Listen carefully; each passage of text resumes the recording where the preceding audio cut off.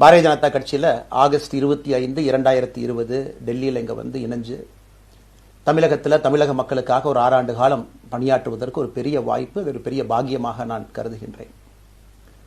இன்னைக்கு எந்த இடத்துல இணைஞ்சனோ அதே இடத்துல வந்து மரியாதையோடு, பண்போடு, அன்போடு என்னுடைய பாதை வேறு பாதையில் பயணம் செய்யணும். இலக்குகள் இன்னும் பெரிதாக இருக்கிறது. நிறைய மக்கள் இணைச்சு செயல்படணும். ஒரு புதிய அரசியலை, அடிப்படை கட்டமைப்பை மாற்றக்கூடிய அரசியலை உருவாக்க வேண்டும் என்கின்ற ஒரு எண்ணத்தோடு இன்னைக்கு வந்து ரொம்ப பண்போடு சொல்லிவிட்டு அதே இயக்கத்திலிருந்து வெளியே வருகின்றேன். இது தமிழர் பண்புன்னு கூட வச்சுக்கலாம். வெளியே சென்றாலும் கூட மரியாதையோடு சொல்லிவிட்டு செல்வது நம்முடைய பண்பு என்பதுதான் எனக்கும் இலக்கணமாக இருந்திருக்கிறது. இன்றிலிருந்து நம்முடைய ஒரு புதிய பாதை, ஒரு புதிய இயக்கம், ஒரு புதிய பொலிட்டிக்கல் மூமெண்ட், அடிப்படையிலிருந்து ஒரு புதிய பரிமாணத்தோடு, பார்வையோடு பார்க்கக்கூடிய ஒரு விதத்தில் தான் நம்முடைய மூமெண்ட்டை நம்ம ஆரம்பிக்கணும். நீங்கள் எல்லோரும் சேர்ந்து இணைஞ்சு அதை ஆரம்பிக்கணும் அப்படிங்கிறது என்னுடைய பெரிய ஆசைங்க. அதற்கு முன்பு சில விஷயத்தை சொல்லணும். என்னுடைய அரசியல் பாதை என்பது ரொம்ப வளைஞ்சு நெளிஞ்சு இங்கே வந்து உங்கள் முன்னாடி நின்றுட்டு இருக்கேன். இது ஈஸி பாத் கிடையாது.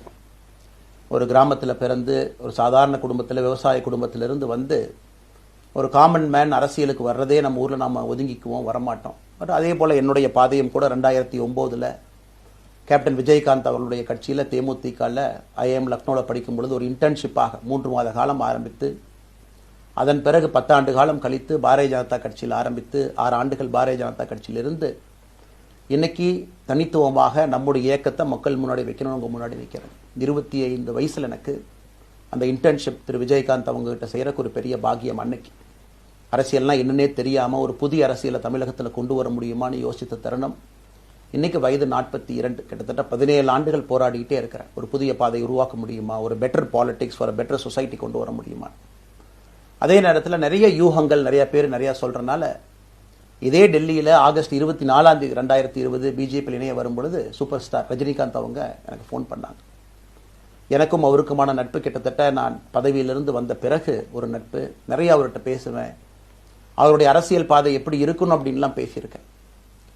அப்போ திரு சூப்பர் ஸ்டார் அவர்கள் இங்கே டெல்லியிலிருந்து திரும்ப வரணும், அவருடைய இயக்கத்தில் இணைய வேண்டும் என்ற வேண்டுகோளை ஆகஸ்ட் 24 ஒரு நாளைக்கு முன்னாடி பிஜேபியில் சேரும் பொழுது வைத்த பொழுது 3 விஷயம் தான் என் கண் முன்னாடி இருந்துச்சுங்க. தமிழ்நாட்டுக்கு எது நல்லது, அது எந்த மாற்று கருத்தும் இல்லை. சூப்பர் ஸ்டார் அரசியலுக்கு வர்றதுதான் தமிழ்நாட்டுக்கு நல்லது.